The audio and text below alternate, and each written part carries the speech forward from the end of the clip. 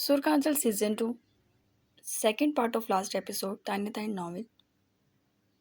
हाथों की कपकपाहट से वो खुद भी नावाकिफ थी। ये पहली बार नहीं था वो किसी की सेज सजा के बैठी थी। दूसरी बार था। और पहली बार की भयानक यादों ने उसका दिमाग माफ कर दिया था। वो चाहती थी वो अयान के बारे में सोचे। हाँ, वो शर्मिंदा भी थी कि उसने पहले उसकी मोहब्बत को बचपने का नाम दिया और अब उसी की नज़रों से घबरा चुकी थी। लेकिन इस वक्त वो सारिम के बारे में ही सोच रही थी। उसे हैदर ने अरेस्ट करवाया था। ये बात अगर कोई भूल जाता कि सारिम की जान ऐसे छोड़ देगा हो तो बेवकूफ़ तरीन होता। वो कभी उसकी जान नहीं छोड़ता और ना ही शायद उसे कभी बाहर आने देता। हाँ, उसके दिल में अपने साथ हुई ज्यादती का सुकून तो आ गया था, मगर वो अब भी घबरा रही थी। क्या जो बात सारिम ने कही, अयान के दिल में वो ख्याल नहीं आया होगा कि वाकई उसके पास पहले इन मराहल से गुजर कर रही है। जबकि नूर से अयान की पहली शादी थी। सोचते सोचते उसकी आंखें भर आईं और आंसू बेआवाज बहने लगे। यहाँ तक कि उसकी अंगूठियों पर आंसू गिरने लगे थे। और कब वो कमरे में आया उसे इल्म नहीं हो सका। वो सर झुकाए अपने आंसुओं को बहा देना चाहती थी और ऐसा ही हुआ था। और अचानक उसे एक मजबूत मगर नरम हाथ अपने गाल पर महसूस हुआ। उसने सर उठाया, वो उसके सामने खड़ा था। सफ़ेद शलवार कमीज में वो पहले से बिल्कुल मुख्तलिफ लग रहा था और बढ़ी हुई ब्रेड्स और जिसामत में भी वो बिल्कुल उसी के उम्र का लग रहा था। नूर झिझक कर निगाह चुरा गई। हालांकि रोने का वक्त नहीं था, कुछ घबराने का वक्त था, कुछ शर्माने का था। यहाँ बैठी रो रही हो, वैसे तुम्हें रोने के मुकाबले में हिस्सा दिलाया जाए, गोल्ड मेडल लेकर आओगी। जी नहीं, मैं नहीं रोती। उसके मजाक उड़ाने पर एकदम आंसू साफ करती बोली। अच्छा, उसके सामने बैठ गया। मैंने तो जब देखा मोहतरमा को रोते बसोरते या फिर आंखें दिखाते ही देखा है। वो हल्की सी मुस्कुराहट से उसके चांद से चेहरे को देख रहा था। नूर कुछ नहीं बोली। क्यों रो रही थी, उसने जानना चाहा। बाज़ औक़ात वजह नहीं होती। वो भीगे लहजे में अपनी उंगलियों से कीलती बोली। हाँ, अफसोस तुम कर सकती हो कि जब होना ही मेरा था तो इतनी जद्दोजहद क्यों की तुमने। वो शायद शिकवा कर गया था। शब नूर सर झुका गई, शायद शर्मिंदा थी। मैंने कुछ भी अपनी मर्जी से नहीं किया। बेसाख्ता तक कई आंसू उसके गाल पर फिसल आए। मैं तुम्हें शर्मिंदा नहीं करना चाहता, बस दिल की में एक बात थी और मैंने कह दी। मैं नहीं चाहता मैं अपनी ज़िंदगी की शुरुआत माजू की किसी खलिश से करूं। मेरी आंखों में एक बार तो दिखे। वो उसकी नज़दीक आता, उसका चेहरा थम गया। लड़कियां बहुत कमज़ोर होती हैं अयान, हर मामले में। वो खुद को डिफेंड नहीं कर सकती, भले वो उम्र में मर्द से बड़ी हो या छोटी। ना ही वो किसी के लिए स्टैंड ले सकती। और शायद तभी मैं तुम्हारे लिए कुछ नहीं कर सकी। मैं मैं एक लड़की ही थी जो बाप के साय तले जी रही थी। मुझे अपने बाबा से बहुत मोहब्बत है और मुझे बेहद नफरत। वो घूर कर बोला। क्यों? वो भी माथे पे बल डाल गई। एक नंबर का निकम्मा और नकारा बाप है, वो सुकून से कहता उठ खड़ा हो गया। अयान, वो हैरानगी से मुंह खोले उसे देखती रही। मामू है शायद वो तुम्हारे। तुम्हें समझ नहीं आती। कहा है मैंने, आप कहो मुझे। इज्जत तो सिखाई नहीं उसने तुम्हें। हाँ, इतने तुम दादा अब्बू, भूलो मत, बड़ी हूं मैं तुमसे। बड़ों की शक्लें तो देखो। वो तंजिया मोड़ा। आइंदा ये बकवास ना करना, वरना सारी बड़ी गिरी निकाल दूंगा। मैं सबसे ज्यादा चिढ़ मुझे अपनी उम्र से है। वो भड़क कर कहता, अपने हाथ से घड़ी निकालने लगा। नूर चुप होगी। बड़ा छोटा मतलब व्हाट द हेल।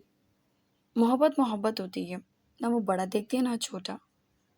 और मुझे पहली रोज की तरह तुमसे मोहब्बत थी और है। बताओ जरा, उम्र ने क्या फर्क डाल दिया। बैठी हो मेरे ही बेड पर, मेरी मुंतजिर। وہ گھور کر بولا۔ نور ایک دم شرمندہ ہو گئی۔ سوری، وہ آہستگی سے بولی۔ کہو آئندہ آپ کی بہت عزت کروں گی، اور کبھی نہ سوچوں گی اور نہ کہوں گی کہ میں بڑی ہوں اور آپ چھوٹے ہیں، وہ گھور کر بول رہا تھا۔ ویسے تو نور کو دل ہی دل میں ہنسی آ رہی تھی، مگر اس کی بات مان گئی۔ جی میں ایسا ہی کروں گی، وہ فرما برداری سے بولی تو وہ سر ہلا گیا۔ گڈ، ذرا نخرے سے کہہ کہ وہ واش روم میں بند ہو گیا۔ نور منہ بنا گئی، کچھ زیادہ ہی نکریلا تھا وہ، لیکن یہ بھی حقیقت تھی کہ اپنی باتوں میں الجھا کر وہ سارم کا وہم اس کے دماغ سے نکال چکا تھا۔ وہ بھاری لہنگے کو سنبھالتی اٹھی اور آئینے کے سامنے آ گئی۔ خود کو دیکھا تو کئی الفاظ دماغ میں گھومے اور وہ ہلکا سا مسکرا گئی، کیونکہ وہ ان سب باتوں پر ایان کی ہر بات بازی لے جاتی تھی۔ وہ آہستگی سے اپنی انگلیوں کو انگوٹھیوں کی گرفت سے آزاد کرنے لگی تو تھوڑا سکون سا ملا، مگر اس نے اسی روانگی میں چوڑیاں بھی اتار دی اور اس کے بعد کان سے ایئرنگس نکالے تو لگا جیسے سر درد میں کچھ کمی ہوئی ہو۔ سکون سا ملا تھا،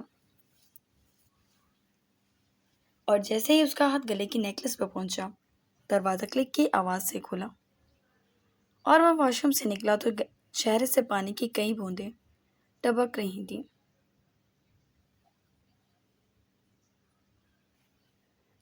یہ کیا کر رہی ہو؟ وہ ایک دم بولا تو وہ ذرا گھبرا گئی، حالانکہ اس کا گھبرانا بنتا نہیں تھا، لیکن اس کے تسلق اور انداز میں جو اختیار تھا اس سے وہ ذرا گھبرا جاتی۔ جی، وہ پلٹ کر اسے دیکھنے لگی۔ یہ کیا کیا ہے یار؟ یہ سب میں نے اتارنا تھا، میں فریش ہونے گیا تھا۔ وہاں محترمہ چیزوں سے جان چھڑا رہی ہیں۔ میں نے تو سنا تھا کہ پاکستانی لڑکیاں مشرقی سی ہوتی ہیں، شوہر کی آنکھ اور اشارے پہ چلتی ہیں، لیکن یہاں تو ایسا کوئی سی نہیں ہے۔ وہ اس کے نزدیک آتا اس کے اتارے کے سامان کو دیکھنے لگا اور نفی میں سر ہلاتا بولا، جبکہ دوسری طرف نور کے ہاتھ اس کے نیکلس کی ڈوریوں پر سے ہٹا کر وہ واحد چیز جو اسے گلے میں تھی وہ اتارنے لگا۔ تم کیوں مجھے بلا وجہ اتنا ڈانٹتے ہو؟ وہ اب ذرا بگڑ کر بولی۔ خبردار، جو کوشش بھی کی اماں بھی بنے گی۔ جیسا کہہ رہا ہوں ویسا کرو، وہ آئینے میں ہی گھور کر بولا۔ اور نہ کروں تو؟ وہ جیسا جانا چاہتی تھی کہ وہ کیا کر لے گا۔ ایان نے ایک جھٹکے سے اس کے نازک سے وجود کا رخ اپنی سمت موڑا تو نور اب بالکل اس کے سامنے تھی۔ کچھ گھبرا اٹھی کیونکہ وہ پورے حق سے اسے دیکھ رہا تھا، پورے حق سے اسے چھو رہا تھا، اس کے شانوں پر ہاتھ رکھ کے اسی کی سمت دیکھ رہا تھا۔ آگے کی کہانی وہاں جا کے سناؤں یا یہیں سے شروع کروانا چاہتی ہیں؟ وہ گہری نظروں سے معنی خیزی سے جواب دیتا بولا، جبکہ نور کی سانسیں وہیں اٹک گئیں۔ یہ کیا بے شرمی؟ اس کے الفاظ ایان کی انگلی تلے دب گئے، جبکہ ایان نے ہلکا سا مسکرا کر اس کا چہرہ دونوں ہاتھوں میں تھام لیا۔ نور بے چین سی تھی، اس نے دونوں ہاتھوں میں پیچھے ڈریسنگ ٹیبل کو سختی سے پکڑا ہوا تھا، جبکہ ایان نے جھک کر سب سے پہلے اس کی پیشانی پر اپنی مہر ثابت کی اور اس کے انہی ہاتھوں پر اپنے دونوں ہاتھ رکھ کر ایک گہرا سانس لیا۔ یو آر پرفیکٹ، مدھم لہجے میں وہ اس کے کان کے قریب سر آیا۔ بے ساختہ نور کو سارم کی بات یاد آ گئی اور وہ ایان کے سینے پر ایک ہاتھ سے دباؤ دیتی اسے دور کر گئی۔ جھوٹ بول رہے ہو نا؟ وہ پوچھنے لگی۔ وہ نہ سمجھی سے اسے دیکھ رہا تھا۔ میں خوبصورت نہیں ہوں، مجھ میں ایسا کچھ بھی نہیں کہ کوئی میری طرف متوجہ ہو یا متاثر ہو۔ پھر تم کیسے ہو سکتے ہو؟ تم مجھ سے ہمدردی تو نہیں کرتے؟ کہتے ساتھ اس کی ہچکی بن گئی۔ ایان سمجھ گیا کہ سارم کے ساتھ چند دن گزارنے پر اسے کن چیزوں کا سامنا ہوا تھا۔ بس نہیں چلا اس کی گردن ہی موڑ دے جس نے اسے اتنا حساس کر دیا تھا۔ ریلیکس، وہ بڑی محبت سے بولا تھا۔ ظاہری خوبصورتی ویسی ہی ہے، عامر جیسے ہر لڑکے میں ہوتی ہے، جیسے روشانے میں ہے، جیسے لائبہ میں ہے، یا پھر جیسے امریکہ کی ہر لڑکی خوبصورت تھی، یا یہ بھی کہا جا سکتا ہے دنیا میں ہر لڑکی خوبصورت ہے۔ بالکل اسی طرح ظاہری طور پہ آپ بھی خوبصورت ہیں۔ کمال یہ ہے کہ محبت کی نگاہ سے جب آپ کو دیکھا جائے تو دنیا میں آپ سے زیادہ کوئی ہنسی نہیں، اور حسن جمال محبوب کی نگاہ میں ہوتا ہے، جو کوئلے کو بھی ہیرا سمجھتا ہے۔ میری نگاہیں تم پر پڑی تو یہ سمجھنا تم دنیا کی سب سے حسین عورت ہو، اور شاید مرد اپنی پسند کی عورت میں شرافت برداشت نہیں کرتا۔ تو میں یہ نہیں چاہوں گا کوئی مرد تمہاری طرف دیکھے، تمہاری تعریف کرے بلا وجہ۔ کیوں مجھے کسی کے پیچھے پڑوانا چاہتی ہو؟ وہ ہلکی سی مسکراہٹ سے بولا۔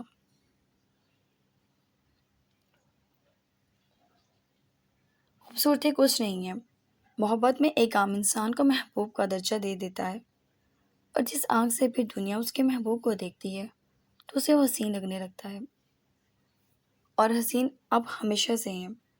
وہ اس کے گالوں کو چھونے لگا، شب کے نور بے ساختہ چہرہ چھپا کر رو دی۔ ایان البتہ دور ہو کے کھڑا ہو گیا، سینے پر ہاتھ باندھے، ماتھے پہ تیوری چڑھائی اسے دیکھنے لگا۔ جب اس کا دم ہلکا ہو گیا تو وہ سر اٹھا کر اس کی سمت دیکھنے لگی۔ آنکھوں کے گرد سرخ ڈورے سے پڑ گئے تھے۔ وہ کچھ کنفیوز سی اسے دیکھنے لگی، جو دور کھڑا اسے دیکھی تیوروں میں دیکھ رہا تھا۔ میں برداشت نہیں کروں گا میرے کمرے میں میری پناہوں میں کسی اور کو یاد کر کے آنسو بہاؤ۔ میں خود موقع دوں گا تمہیں آنسو بہانے کا، اگر اتنا شوق ہے تو شوق سے بہانا آنسو۔ وہ ناگواری سے بولا، اور لائٹس آف کر کے وہ بیڈ پہ جا کر لیٹ گیا۔ وہ ناراض ہو گیا تھا، وہ بھی تو غلط کر رہی تھی، اس کی ہر پیش قدمی پر سارم کو یاد کرنے بیٹھ جاتی، جبکہ اب سارم کا ان کی زندگی میں کوئی کام نہیں تھا۔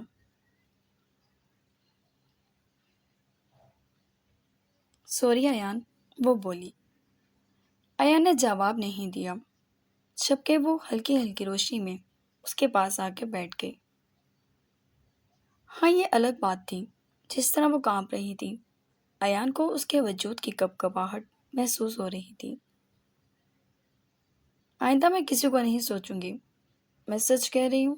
آپ آپ غصہ نہ کریں۔ ہاں، عجیب تو لگا تھا اسے، مگر یہ ایان کو پسند تھا، تبھی وہ اسی کی طرح بولی جس طرح وہ چاہتا تھا۔ ایان نے نظریں گھما کر اس کی جانب دیکھا، ابھی وہ اسے گھور رہا تھا۔ سوری، نور آہستگی سے بولی۔ کان پکڑو۔ وہ بریڈز پر ہاتھ پھیرتا سیدھا ہوا۔ جی؟ وہ حیران ہوئی۔ پکڑو پکڑو؟ اس نے ذرا گھور کر دیکھا۔ نور کان پکڑ گئی۔ اب یہ ہاتھ ہلے نہ یہاں سے، کہتے ہوئے اس نے اس کے بازو پر زور دیا، اور نور ایک دم بیڈ پر گری۔ وہ جلدی سے اٹھنا چاہتی تھی، مگر ایان ایسا کچھ نہیں چاہتا تھا۔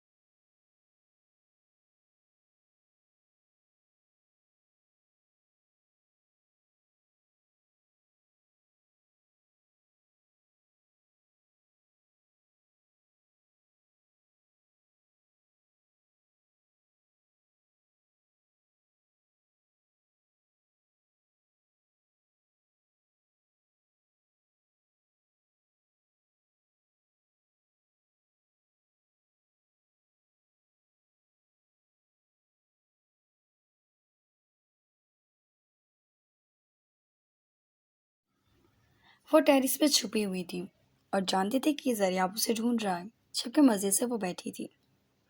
اس نے مکمل ارادہ بنا لیا تھا زریاب کی ناک میں دم دینے کا۔ اس نے جان بوجھ کر اس کا سارا میک اپ خراب کیا تھا، اور اب تو اس کا ہی وقت تھا جس میں رشانے نے چھپ کر یقیناً اس کا دماغ گھما دیا تھا۔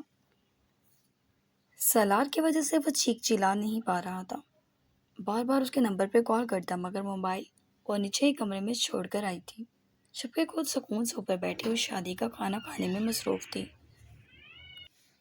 البتہ ہنس بھی رہی تھی کہ ذریعہ بیچارہ ساری رات پریشانی سے اسے ڈھونڈتا پھرے گا۔ دوسری طرف ذریعہ نے نیچے کا گھر چھان مارا اور بنا آواز کے اب اوپر کی جانب بڑھا۔ سالار کی وجہ سے وہ کوئی آواز نہیں کر رہا تھا، ورنہ رات میں اس کی اچھی ستھرائی ہو جاتی۔ وہ اوپر والے حصے میں بھی چیک کر چکا تو اب میٹر گھوم ہی گیا۔ کیا بکواس ہے، وہ بھڑکا اور ٹیرس میں بے ساختہ ہی آ گیا۔ اس کو بالکل آئیڈیا نہیں تھا وہ چوئی جیسی لڑکی آدھی رات کو اندھیرے میں بیٹھی کھا پی رہی ہوگی،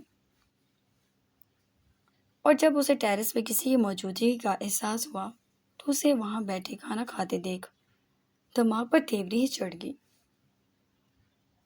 اور اس کے بعد زریاب کے دماغ نے حرکت کی اور وہ ایک دم پیچھے ہو کے آوازیں نکالنے لگا۔ روشانے کی چمچ ایک دم ہاتھ سے چھوٹی، اسے عجیب و غریب سی آوازیں آ رہی تھیں۔ کون؟ وہ آہستگی سے بولی لیکن رنگ فک ہو گئے۔ آوازیں اب بھی آ رہی تھیں۔ وہ جلدی سے پلیٹیں چھوڑ کے بھاگنے لگی کہ زار سے ٹکرا کر اس کے سینے سے لگ گئی۔ زار، یہاں کوئی بھوت ہے۔ زار نیچے چنے کمرے میں، وہ چیخی۔ واقعی روشی، مجھے بھوتوں سے بہت ڈر لگتا ہے یار۔ وہ بھرپور ایکٹنگ کر رہا تھا، ادھر ادھر دیکھنے لگا۔ چھپ کر روشانے ایک دم اسے پریشانی سے دیکھنے لگی۔ زار، گھبرائیے نہیں، آپ نیچے چلیں جلدی سے، آپ ڈرے نہیں، میں آپ کے… ایک دم ہی اس نے اس کو اپنے بازو میں اچک لیا، جبکہ وہ خوفزدہ ہوتی چیخ مار گئی۔ زار، وہ چیخی، زیادہ چلاکو ماسی بن رہی تھی۔ تم ہاں، یہ چھپنے کی جگہ ہے، اگر چھپنا ہے تو میرے دل میں چھپو۔ اور موٹی کتنی ہو گئی ہو تم، کتنی بھاری ہو، اٹھ بھی نہیں رہی ہو، وہ بولا جبکہ روشانے حیرانگی سے اسے دیکھنے لگی۔ کیا یہ آوازیں آپ نکال رہے تھے؟ وہ سنجیدگی سے پوچھنے لگی۔ چھوٹی سی سزا تھی میری جان، آپ کی ہمت کیسے ہوئی مجھے تڑپانے کی؟ بھلا میں چھوڑ دیتا آپ کو، وائبرو اچکا کر بولا۔ چھپ پہ روشان اس کے سینے پہ مکے برسانے لگی۔ کتنے بدتمیز ہیں آپ، میں ابھی کچھ کھا رہی تھی تو چوروں کی طرح یہ کھانے کا کیا مقصد ہے؟ میرے پاس بیٹھتی، اپنے ہاتھ سے کھلاتا۔ وہ سزا تھی آپ کی، وہ ہنسی۔ اندازہ تھا مجھے۔ وہ سر جھٹک کر نیچے کی جانب چل دیا، جبکہ وہ مزے سے کبھی اس کے کان میں پھونک مارتی تو کبھی اس کے چہرے پہ بال گھماتی۔ سریاب اس کی شرارتوں پر اسے گھور کر رہ گیا، لیکن وہ اسے تنگ کرنے سے باز نہ آئی۔ یہاں تک کہ وہ اسے کمرے میں لے آیا اور عشاء نے اس کے بٹھانے پر اسے دور کر دی، ایک دم بیڈ پہ کھڑی ہو گئی۔ روشی، تنگ نہ کرو، لیٹ جاؤ، اس قسم کی اچھل کود نہ اب تمہیں کرنے کی ضرورت نہیں ہے، سریاب نے اسے ٹوکا۔ نو، وہ جلدی سے بال جھٹک کر بولی۔ میں تمہیں وارن کر رہا ہوں، وہ گھورنے لگا، جبکہ وہ اس کے پاس آئی اور اسے گلے میں بازو ڈال لیے۔ سریاب اسے مسکرا کر دیکھنے لگا۔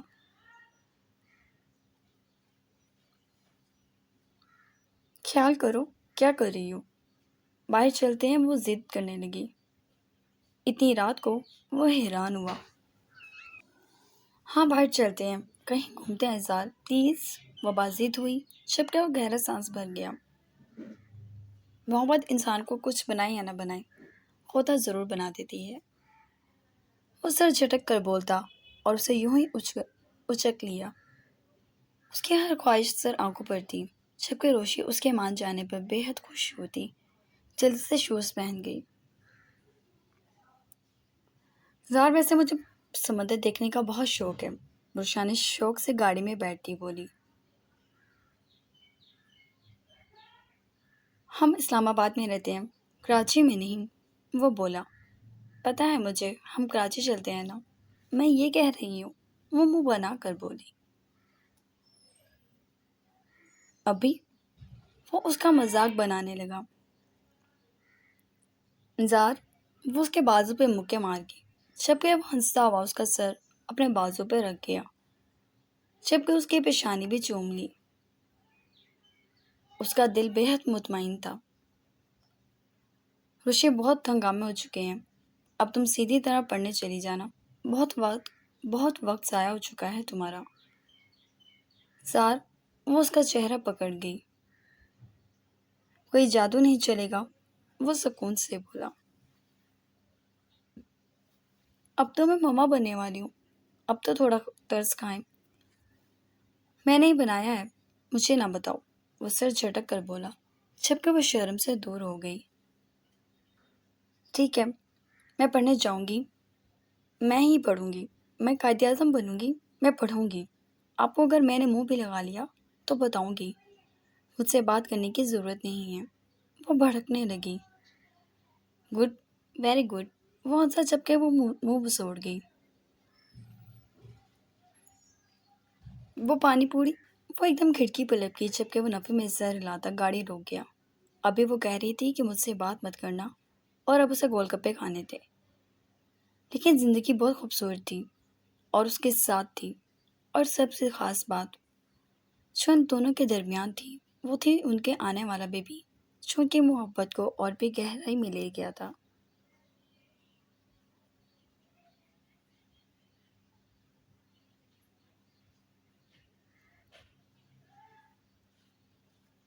وہ گھر لے آیا تھا اسے، مگر وہ تمام رس سے ایک لفظ بھی نہیں بولی تھی۔